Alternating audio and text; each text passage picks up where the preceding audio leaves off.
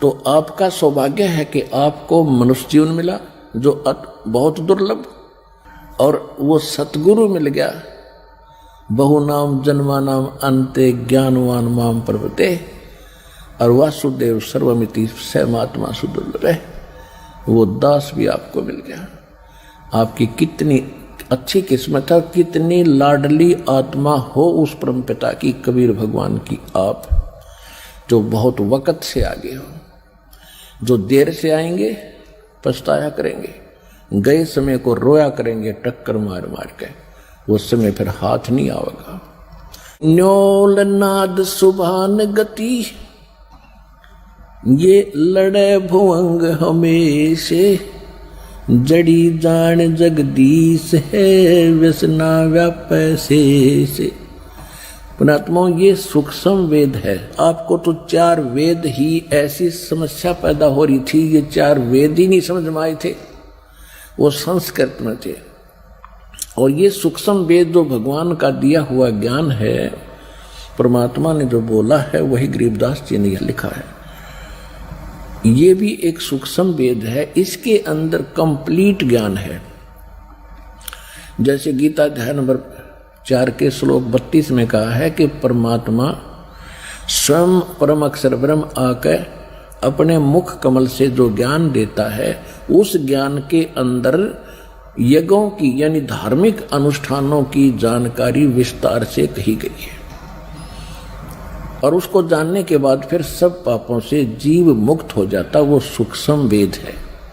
चौथे अध्याय के 34वें श्लोक में कहा कि उस तत्व ज्ञान को जो भगवान खुद बताता है, तत्वदर्शी संत जानते हैं, उनसे दंडवत प्रणाम करके कपट छोड़ कर प्रसन्न करने से वो तत्वदर्शी संत तुझे तत्व ज्ञान का उपदेश करेंगे। तो अब ये सूक्ष्म वेद है, इसको समझना बड़ा कठिन है। इस दास पर दया करी उस परम पिता कबीर भगवान ने, इस दास की बुद्धि खोली इस मालिक के गूढ़ रहस्यों को समझने और आपको समझाने के लिए। न्योली, न्योल, नेवले को कहते न्योल देसी भाषा में, अरवाणी भाषा। न्योल नाद सुभान गति, ये लड़े भुवंग हमेशे, जड़ी जान जगदीश है, व्यसनी व्यापै शेष। अब देखो एक पंक्ति है दाता के ज्ञान की, और इसमें कितना गूढ़ रहस्य छुपाया है कि जिस भगत के पास ये यथार्थ मंत्र सतभक्ति सतनाम जिसके पास उपलब्ध है, वो एक ऐसा सुरक्षित हो गया जैसे एक नेवला होता है। नेवला आप समझते हो, नेवला, उस नेवले की कितनी लंबाई होती है, ज्यादा से ज्यादा वो 8-9 इंच लंबा होता, समेत पूछड़ के दूम समेत, और चूहे से थोड़ा सा बड़ा होता है। और वो सर्प के साथ लड़ता है। सर्प लगभग 10-10 फुट 12-12 फुट लंबा हो जाता है और उससे कई गुना ताकतवर होता है। अब वो उससे कैसे लड़ता है? वो ऐसे स्थान पर उस सर्प को छेड़ता है जहां पर किसी झाड़ी में, बोझड़े में एक जड़ी होती है, नागदमन जड़ी नाम है उसका, नागदमन, और उसमें से महक निकलती है। वो नेवला क्या करता है, वहां उस जड़ी को सूंघ कर आता है, श्वास रोक लेता है और उधर से सर्प को छेड़ जाता है। सर्प उसके लिए ऐसे तैयार होता है, डंक फन उठा करके। अब नेवला उसके निकट आकर के वो जड़ी जो सूंघ कराया था वो श्वास छोड़ देता है। उस जड़ी के सामने सर्प को चक्कर आने शुरू हो जाते हैं उसकी नाकों में जाते ही, और वो अपनी जान बचा के भागने की सोचता है। फिर नेवला उसकी मुंडी पर बैठ जाता फन के ऊपर, और साथ में वो श्वास भी छोड़ता रहता है, और फिर उसको पकड़ के मार देता है। अब नेवले के पास वो जड़ी है तो वो उसको काबू कर पाया, इतने लंबे अजगर को, इसी प्रकार ये काल जो है एक सर्प है और जीव एक नेवले जैसा वो छोटा प्राणी है इसकी ताकत के सामने। जिसके पास ये सतनाम रूपी जड़ी है नाग दमन, वो फिर इस काल पर विजय पालेगा।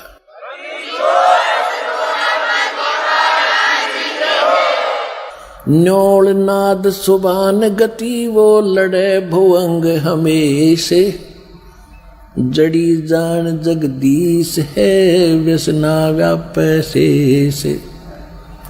कि सतनाम जो नाद है, सतनाम का जो मंत्र है, ये भगवान की शक्ति, जगदीश की शक्ति है। इसकी जिसके पास इसका ये जड़ी है उसके ऊपर काल रूपी अजगर का कोई प्रभाव नहीं पड़ेगा। किस पे?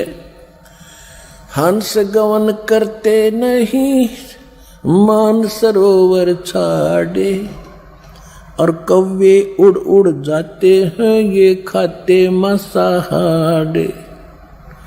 हंस दशा तो साधु हैं ये सरोवर है सत्संग, मुक्ता हलबाणी चुगे फिर चढ़त नवेला रंग।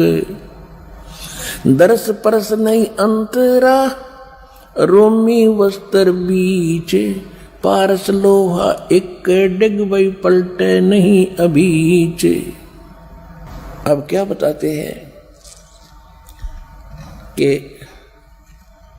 हंस गमन करते नहीं मान सरोवर छाड़, और कौवे उड़ उड़ जाते हैं वो खाते मांसाहार। हंस किसे कहते हैं? हंस एक पक्षी है जो बुगले जैसा होता है। बुगले में और हंस में डिफरेंस देखने के लिए ये बताया जाता है कि एक ही सरोवर में हंस भी होते हैं, बुगले भी होते हैं। बुगले खाते हैं मछलियां या कीड़े मकोड़े, हंस नहीं खाएगा। हंस केवल मोती खाता है। दूसरे हंस में एक और गुण दिया है परमात्मा ने कि एक गिलास दूध में एक गिलास पानी डाल दीजिए और हंस के सामने रख दो। हंस में ऐसी ताकत शक्ति दी है कि वो दूध को पी लेगा, एक गिलास पानी उससे छोड़ देगा। वैसे दूध से पानी अलग होना बड़ा असंभव है और उसमें वो ताकत है।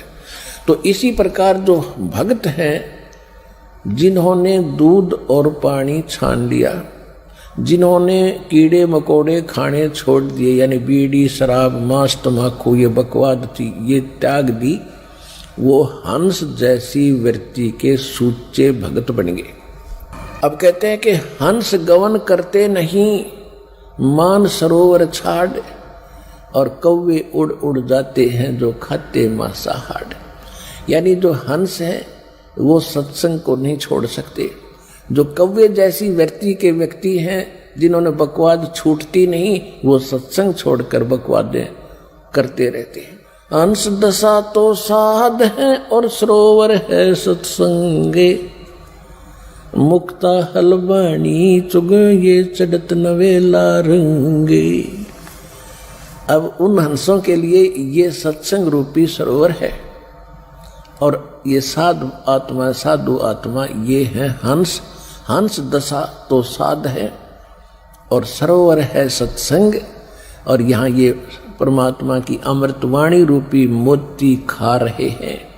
और फिर चढ़े नवेला रंग, दूना अच्छा भाव बनता चला जाएगा। जो सत्संग में आए जाएंगे डटे रहेंगे।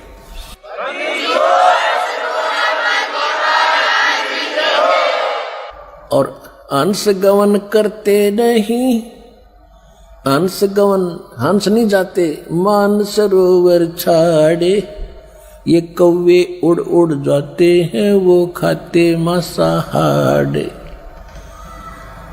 तो जो पुण्यात्मा परमात्मा के चरणों में आगे ज्ञान समझ लिया, फिर संसारिक कार्यों में उनकी रुचि नहीं रहेगी। कौन से कार्य?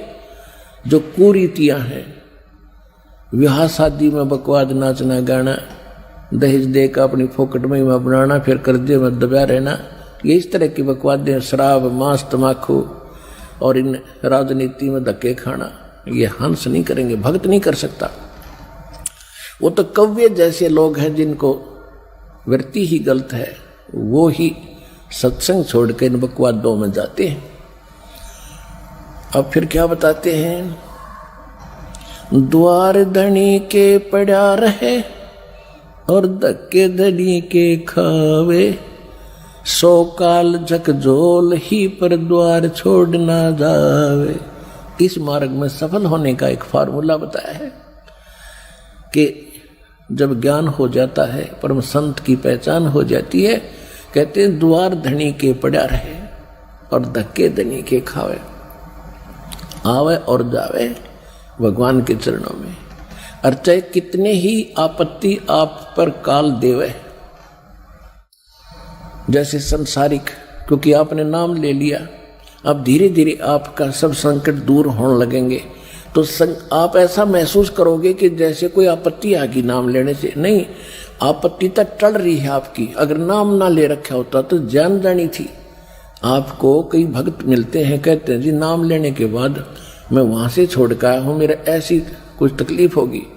भले आदमी, वहां से तो नरक था, सीधा काल था, वो तेरी जान जानी थी। यहाँ आने के बाद तो तेरी जान बच गई, छोटे मोटे इस दुख थे। तो क्या कहते हैं कि द्वार धनी के पड़ा रहे और धक्के धनी के खावे, और 100 काल झकझोल ही, काल बीच में बेशक झटके दे पर द्वार छोड़ नहीं जावे।